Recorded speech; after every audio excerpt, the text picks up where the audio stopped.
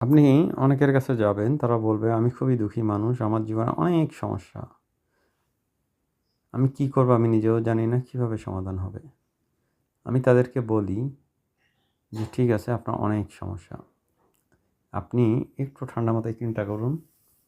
একটা ছোট্ট কাগজ নিন আর একটা কলম নিন। নিয়ে আবার সিরিয়ালি লিখতে থাকুন আপনার জীবনে সবচেয়ে বড় সমস্যা কোনটি।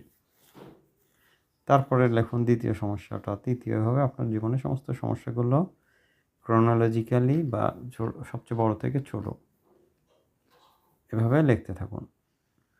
দেখবেন গিয়ে একটা পর্যায়ে গিয়ে আর আপনি সমস্যাই পাচ্ছেন না।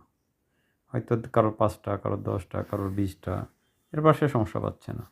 এবার আসুন এই সমস্যাগুলো কীভাবে সমাধান করা যায়। আপনি সমাধান করার জন্য এবার আপনি বসুন।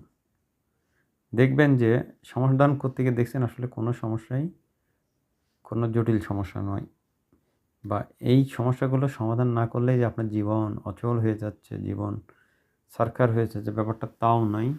একটা পর্যায়ে আপনি এই সমস্যা নিয়ে দীর্ঘদিন ৩ দিন ৪ দিন একটু গবেষণা করুন, চিন্তাভাবনা করুন কীভাবে সমাধান করা যায়।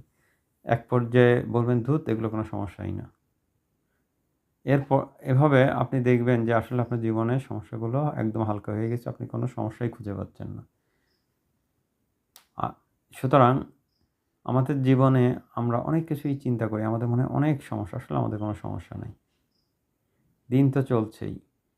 বরং আমাদের সমস্যা বুঝতে না পারাটাই আমাদের সমস্যা। আমরা মনে করি, আমাদের মনের অজান্তে মনে হয় যে আমাদের অনেক সমস্যা, আমার জীবন অচল, আমি একটা হতভাগা।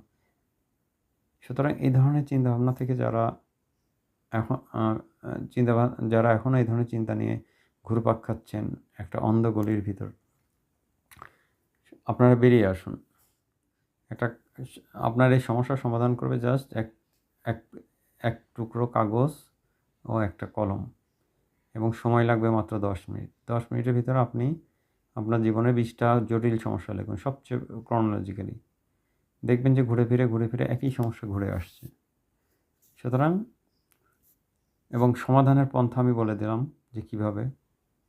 সুতরাং আর যদি জটিল কোনো সমাধান থাকেই, কারোর হয়তো অনেক টাকা ঋণ, কারোর হয়তো অনেক বড় অসুখ, সেটাও ধীরে, ধীরে আপনি সমাধান করেন। কিন্তু এই সমস্যা নিয়ে বেঁচে থাকার তো কোনো যুক্তি হয় না। জীবনটা গতিশীল, সামনে এগোতে হবে।